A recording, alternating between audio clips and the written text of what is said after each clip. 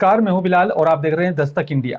चलिए बुलेटिन में सबसे पहले बात करेंगे उत्तराखंड की चारधाम यात्रा को लेकर साधु संत क्या कहते हैं। चारधाम यात्रा शुरू होने से पहले हरिद्वार में आपको बता दें कि यहां पर उत्तराखंड में गैर हिंदुओं के प्रवेश पर प्रतिबंध लगाने की मांग उठने लगी है। शंकराचार्य परिषद के अध्यक्ष और साथ ही यहाँ पर शंभवी धाम पीठाधीश्वर स्वामी आनंद स्वरूप ने उत्तराखंड सरकार में ये मांग रखी है। इस संबंध में उन्होंने मुख्यमंत्री पुष्कर सिंह धामी को पत्र भी लिखा। स्वामी आनंद स्वरूप का कहना है कि देवभूमि उत्तराखंड हिंदुओं की जन्मभूमि, कर्मभूमि और साथ ही ऋषियों की यहाँ पर तपस्थली रही है। देवभूमि की रक्षा करना उनका धर्म है। इसलिए उनकी मांग है कि यहाँ पर उत्तराखंड सरकार चारधाम यात्रा के दौरान उत्तराखंड में गैर हिंदुओं के प्रवेश पर प्रतिबंध लगाए। गैर हिंदुओं के चिन्हीकरण के लिए सरकार लाइसेंस और साथ ही परिचय पत्र जारी करे।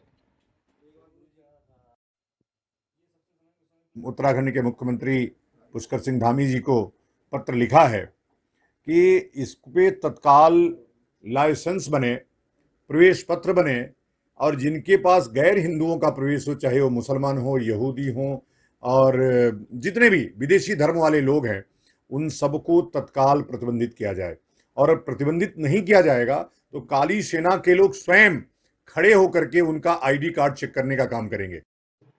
हरिद्वार पहुंची विजिलेंस की टीम ने ऊर्जा निगम के एसडीओ को 20,000 रुपए की रिश्वत लेते हुए रंगे हाथों गिरफ्तार किया है। विजिलेंस को यहां पर शिकायत मिली थी कि एसडीओ ने जगजीतपुर क्षेत्र में बिजली का नया कनेक्शन देने की एवज में एक व्यक्ति से 20,000 रुपए की मांग की है।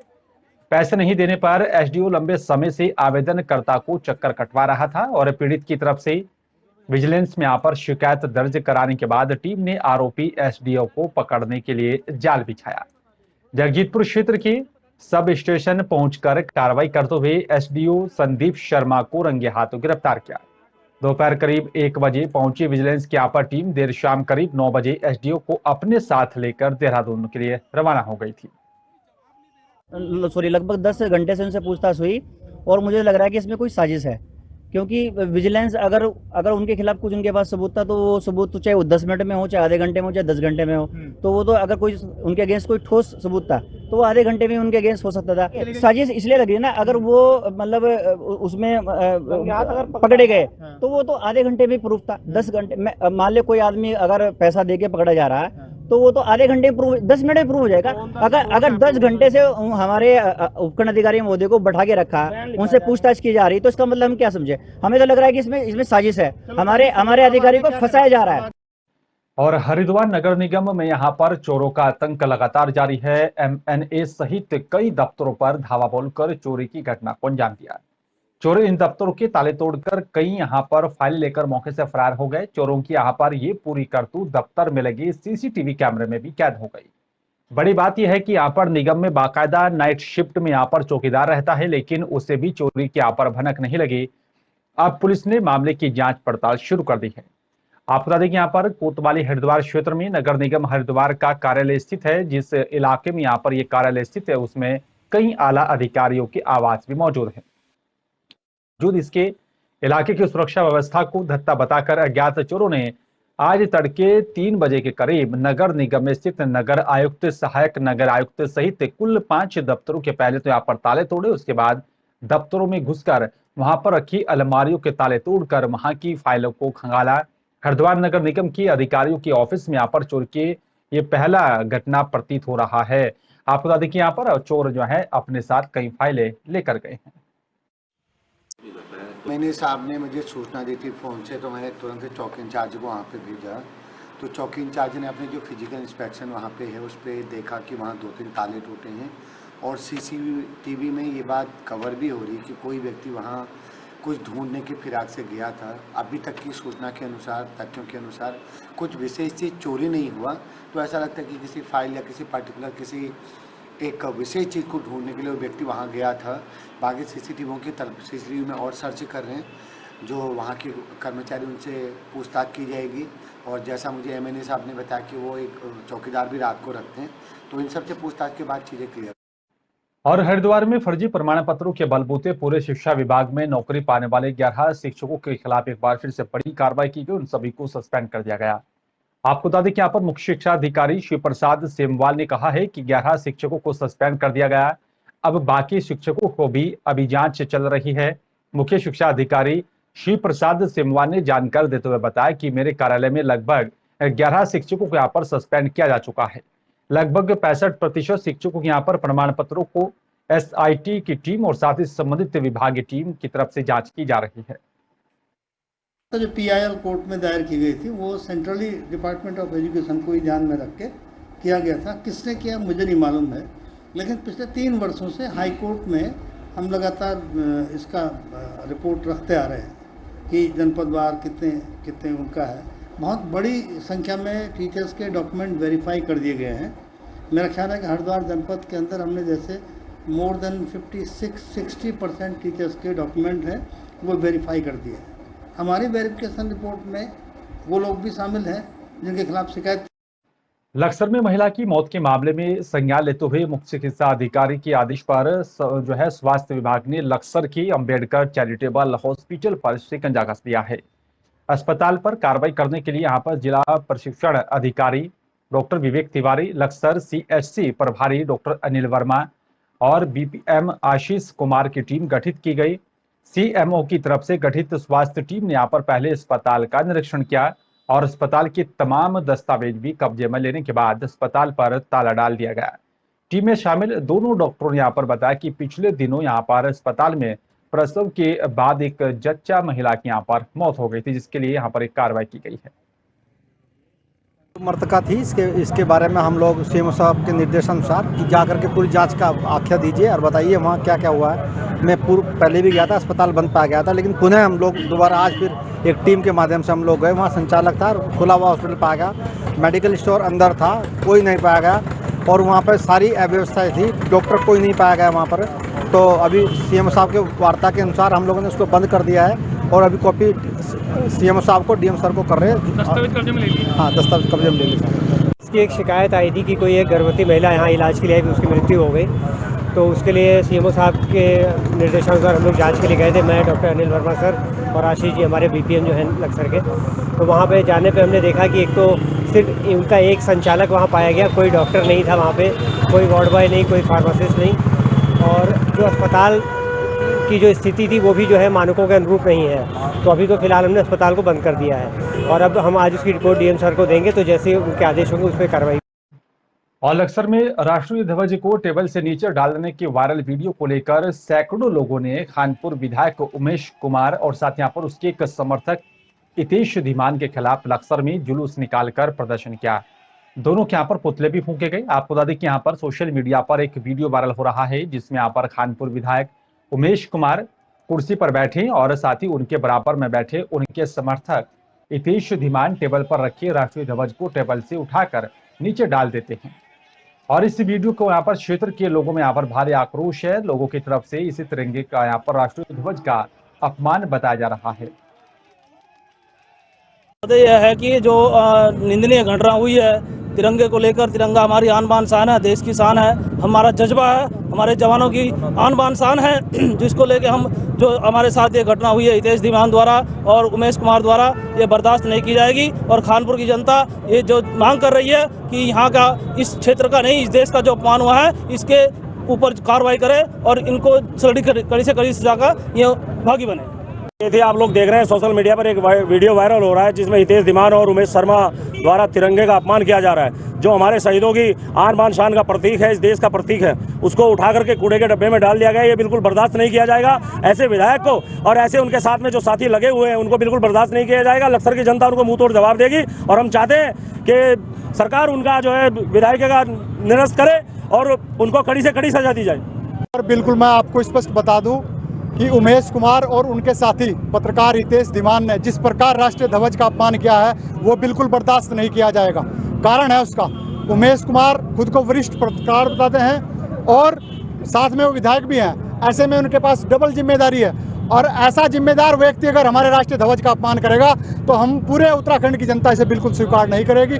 कल इस मामले में हमारे सहयोगियों द्वारा रिपोर्ट भी दर्ज की गई है और हम प्रशासन को चेतावनी देते हैं कि 1 हफ्ते का समय है, या तो संगीन धाराओं में मुकदमा दर्ज कर उन्हें गिरफ्तार किया जाए, अन्यथा हम महामहिम राज्यपाल के पास जाकर उनकी गिरफ्तारी के लिए अपना धरना करेंगे और सत्याग्रह करेंगे।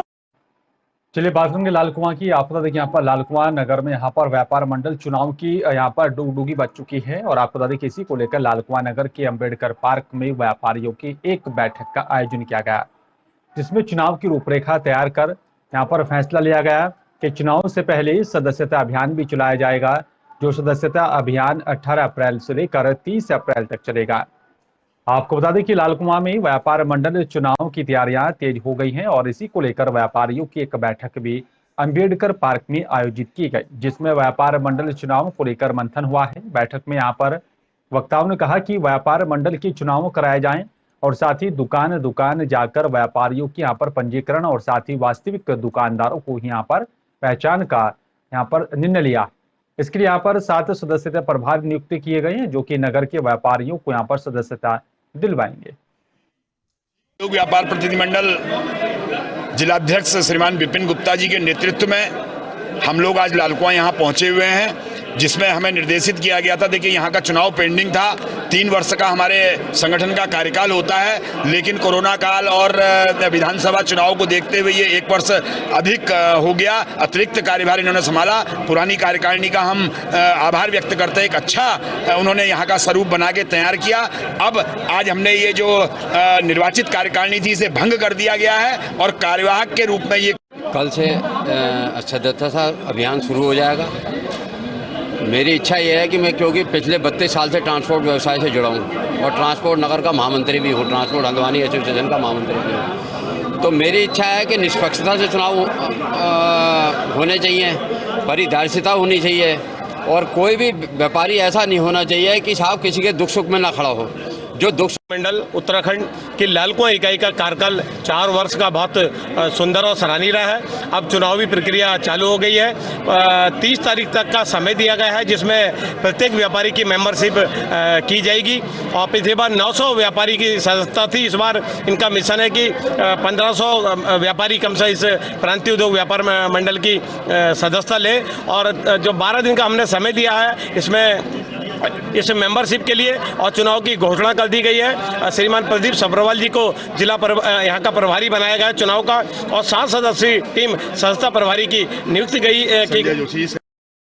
चलिए बात करेंगे गुजरात के सूरत की। आपको यहाँ पर बीजेपी के यहाँ पर सूरत शहर अध्यक्ष छोटू भाई का जन्मदिवस बड़ी धूमधाम के साथ मनाया गया और आपको बता दें कि यहाँ पर जो है सूरत के पीयूष पॉइंट पर केक काटकर जो है जन्मदिवस को मनाया है, जिसमें काफी संख्या में यहाँ पर जो है छोटू भाई के यहाँ पर चाहने वाले उपस्थित रहे। आपको बता दें इस कार्यक्रम का आयोजन जेपी बिस्कुट बेकरी के यहाँ पर मालिक और साथ ही आनंद भाई ने किया था, जिसमें यहाँ पर जो है शहर अध्यक्ष छोटू भाई ने यहाँ पर आयोजकों को भी उनका आभार व्यक्त करते हुए बताया कि आप लोगों का प्यार स्नेह देकर मुझे काफी खुशी हुई है, अनुभूति हो रही है और कभी भी आप सब लोगों को यहाँ पर किसी भी प्रकार की कोई समस्या हो तो हम आपका लोगों का यहाँ पर साथ और साथ ही सहयोग को देने के लिए सदैव तत्पर रहेंगे।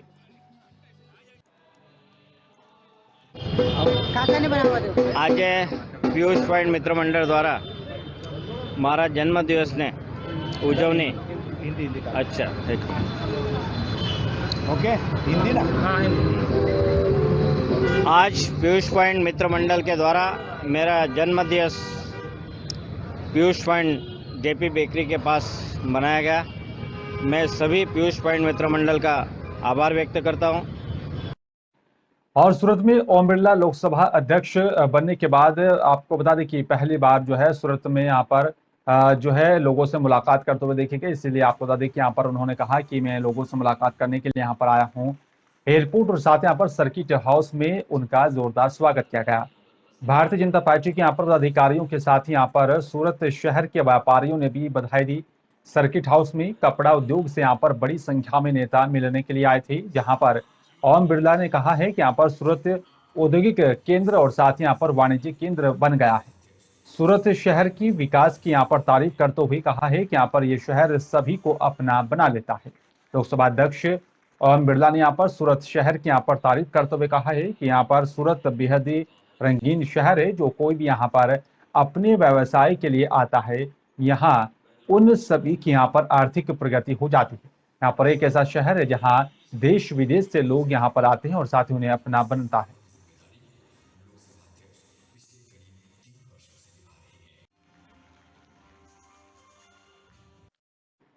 और सूरत के डिंडोली में यहाँ पर हनुमान जयंती और साथ यहाँ पर डॉक्टर भीमराव अंबेडकर की जयंती के अवसर पर विभिन्न संस्थाओं ने मिलकर रक्तदान का शिविर यहाँ पर लगाया था। आपको बता दें कि यहाँ पर इस कार्यक्रम में जो है बिंद समाज कल्याण संघ के यहाँ पर सूरत अध्यक्ष संजय बिंद जी ने यहाँ पर जो है मीडिया से बातचीत करते हुए कहा है कि रक्तदान प्रत्येक मनुष्य को यहाँ पर करना चाहिए, ये हमारा परम कर्तव्य है और साथ ही सभी से निवेदन करता हूं कि यहाँ पर सभी लोगों को यहाँ पर रक्तदान करना जरूरी है। रक्तदान करने से किसी जरूरतमंद की यहाँ पर जिंदगी को बचाया जा सकता है, इसलिए रक्तदान करना जरूरी है। और इसके साथ ही आपको बता दें कि यहाँ पर एकलव्य सेवा मंडल के अध्यक्ष बाल मुकुंद निषाद ने भी यहाँ पर मीडिया से बातचीत के दौरान कहा है कि यहाँ पर शहरों में हमेशा रक्तदान शिविर का यहाँ पर आयोजन किया जाता रहा है और इसी प्रकार से गांव में भी यहाँ पर रक्तदान का शिविर का आयोजन करना चाहिए। हमारा सभी संस्थाओं से यहाँ पर निवेदन है कि आप लोग गांव में रक्तदान शिविर लगाएं ताकि समाज में एक संदेश जाए और साथ ही लोग रक्तदान के प्रति जागरूक हों। सहकार सेवा की मंडल के अध्यक्ष शैलेश भाई जो है उन्होंने भी यहाँ पर मीडिया से बातचीत करते हुए कहा है कि यहाँ पर पिछले 8 वर्षों से ही रक्तदान शिविर का यहाँ पर आयोजन करते हैं आ रहे हैं। समाज की सेवा करना हमारे संस्था का प्रथम लक्ष्य रहा है।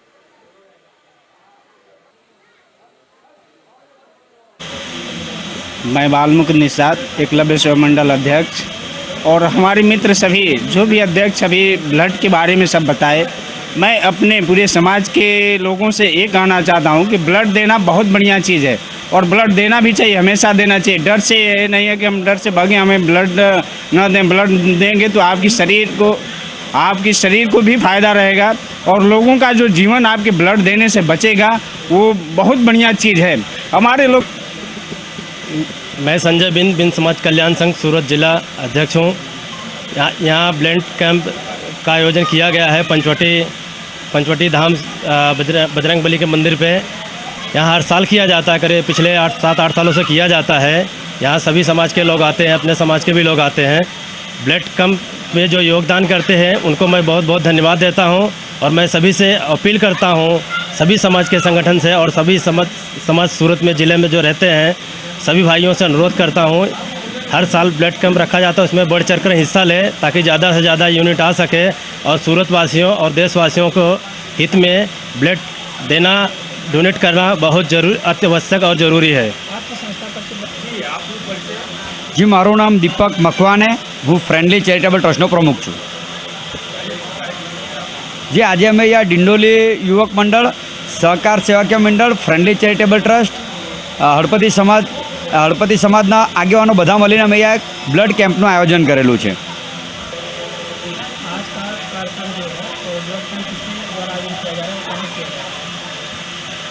आज रोज डिंडोली पंचवटी आश्रम में लक्ष्मीनारायण सोसायटी साई बाबा मंदिर की बाजू में आज बिंदु समाज कल्याण संघ, एकलव्य सेवा मंडल, फ्रेंडली चैरिटेबल ट्रस्ट, डिंडोली युवक मंडल, हड़पति एकता संगठन तेमज सहकार सेवाकीय मंडल द्वारा संगठित थईने आ हमारो 8वां ब्लड कैम्प है। और फिलहाल इस बुलेटिन में मेरे साथ सिर्फ इतना है। बाकी तमाम खबरों के लिए आप देखते रहिए दस्तक इंडिया। नमस्कार।